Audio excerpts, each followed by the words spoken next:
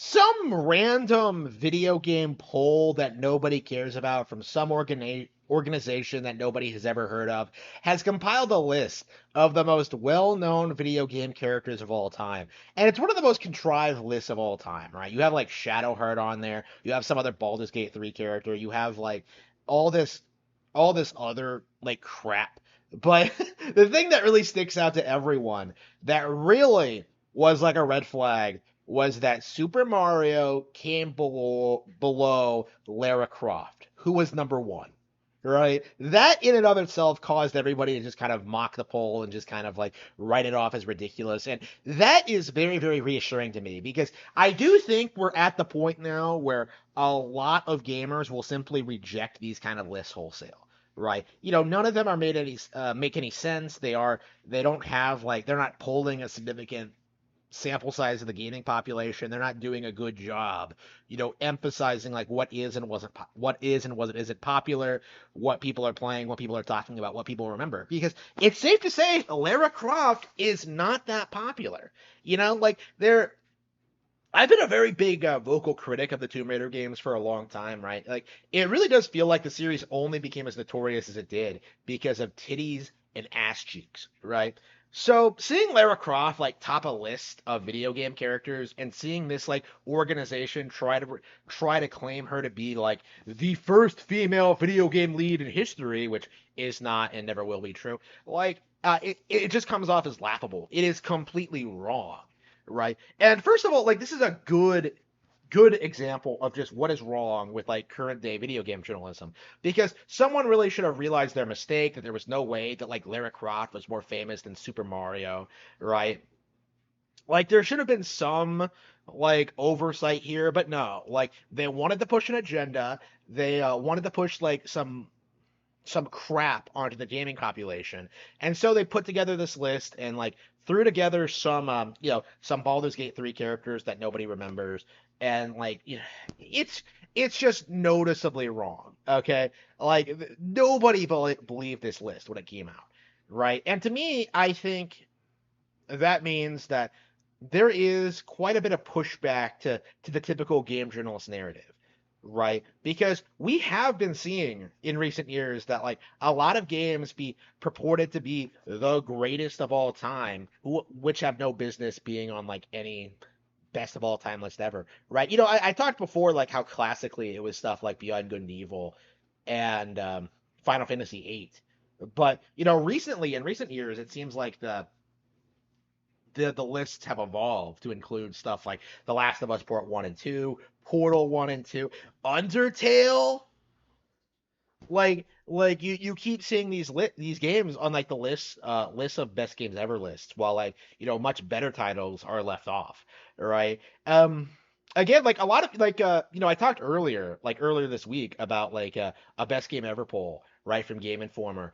And like a lot of people were seething that Ocarina of Time won, right? But again, it's the same kind of thing, right? Because Ocarina of Time has solidified itself as like such an enduring classic of the medium that in a lot of ways it's never, ever, ever going to be topped because it's still extremely accessible. It's still extremely high quality. People still have an appreciation and a love for it. Like it's kind of shocking. Like whatever, I remember when it was re-released in 2011, right? It was already very outdated by that point, right? Like it was a 3DS launch title. People were making fun of it. It was like supposed to be this massive, massive bomb, and yet like it was the 3DS game that everybody I knew was getting excited about like that launch period, right? People who didn't own an N64 and hadn't played Ocarina in years were getting back into the game and found a new appreciation for it, right? Like that was a really monumental moment for me, right? And I'm sure there's like there are people who are playing through the NSO version for the first time, or like any other Zelda game for that matter, and are realizing how good these games actually are. But game journals are like really desperately trying to downplay everything, Like how long were people trying to say that like Majora's Mask, Wind Waker, Twilight Princess, Skyward Sword, A Link Between Worlds, Breath of the Wild, like how long were they seriously trying to pretend that like none of those games were good, and that the series peaked with like A Link to the Past, right? Like they spent like the past 30 years doing that. And only now does it feel like people are starting to reject it. Like, and it because and again, it's mostly because they have to reject the new style of Zelda, right? But at the same time, like if you're acknowledging the old Zeldas are good, like the Nintendo fans have won, right? So it's like it's one of those things, right? It's just one of those things where the game journals are trying to create narratives. They're trying to push agendas. They're trying to like frame things that aren't true, right? Remember when like Tracer was supposed to be like this big video game icon, all right? She was in like Ready Player One, and like she was pushed a lot. Like that's the thing I always I think back to when like Overwatch was being shilled for the first time, was just like Tracer, that image of Tracer like surrounded by asses. Like I always bring that up. Like, like you think